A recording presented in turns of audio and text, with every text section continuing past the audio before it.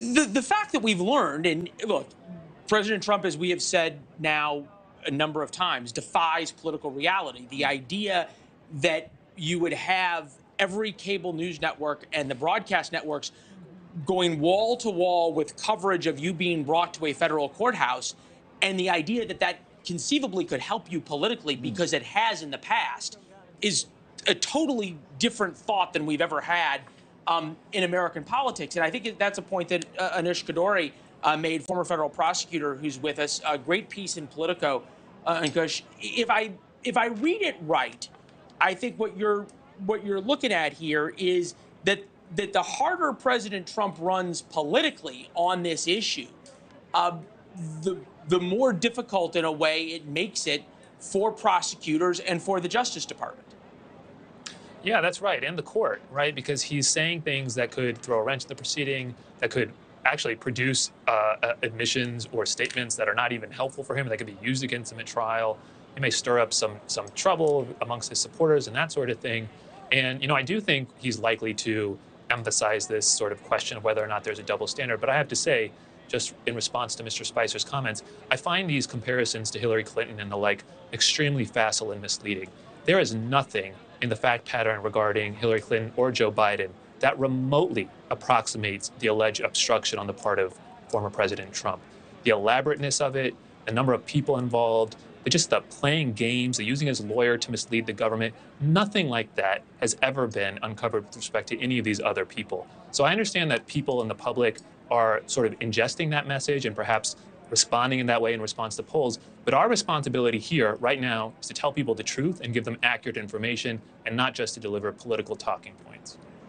No, look, there's an important point in terms of also just sort of how much in general the American people can digest. I think, Sean, that may at times benefit President Trump in this, right? Because I think fair reading that this isn't just about having documents. This is about not giving them back. This is about allegedly telling your lawyers to lie about it. This is about holding up documents and saying, these are classified documents. I'm not supposed to have them. I'm not supposed to show them to you, but I have them, as allegedly seen on tape. But in a way, and I'll give you the last word here, that the fact that the waters can be so muddied about Joe Biden and about Hillary Clinton, and muddied with good reason, and muddied with people who also behaved poorly, that actually works in the president's favor, even if the facts aren't necessarily the same.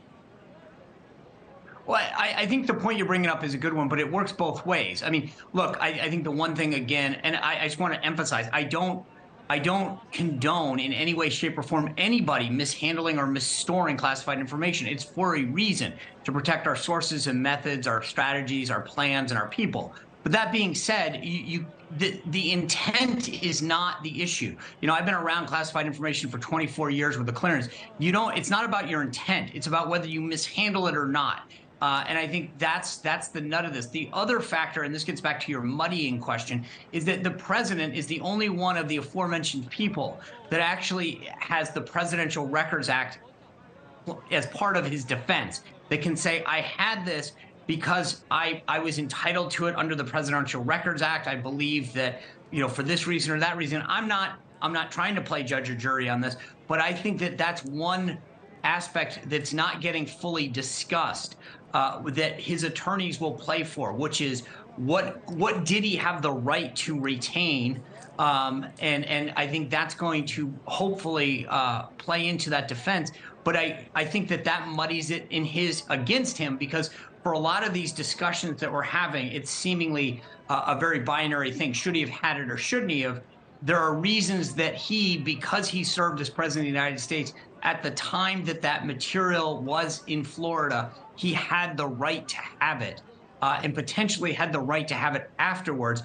That's going to muddy the discussion against him. So I think there's variables that benefit him probably in this discussion because he can point to others, but then there's also elements of this that I think are going to work against him because people just don't understand all the various statutes that are at play here. Thank you for watching. Go to newsnationnow.com to find News Nation on your television provider. And don't forget to click the red subscribe button below to get more of News Nation's fact-driven, unbiased coverage.